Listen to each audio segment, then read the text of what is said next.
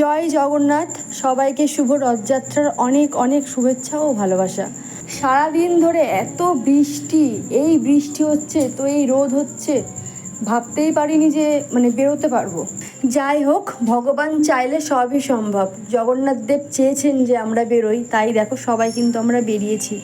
আর তোমরা কে কে রথের মেলায় গিয়েছো আর কে কে রথ টেনেছো আমাকে অবশ্যই কমেন্ট করে জানাবে।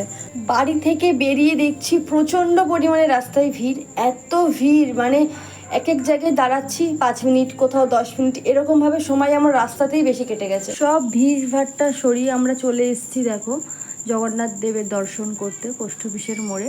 তোমাদের যদি আমার এই ছোট ছোট ভিডিওগুলো ভালো লাগে প্লিজ লাইক, কমেন্ট এবং ফলো করে দিও বন্ধুরা।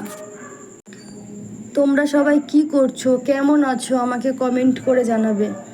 আর অবশ্যই জানাবে তোমরা কে কে জিলাপি পাঁপড় ভাজা খেয়েছো। রথের মেলা মানেই তো জিলাপি আর পাঁপড় ভাজা খেতেই হবে বলো, তেমন আমিও খেয়েছি। চলো, পোস্ট অফিসের মোড় থেকে আমরা এখন সোজা যাব রথতলায়। রথতলায় গিয়ে জগন্নাথ দেবের দর্শন করে আসি আর তোমাদেরকেও দর্শন করিয়ে নিয়ে আসি।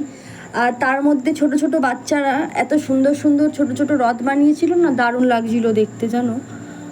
তোমাদের এই পুরো ভিডিওটি কেমন লাগলো অবশ্যই কমেন্ট করে জানাবে। চলো বন্ধুরা, আজকের মতো এইটুকুই।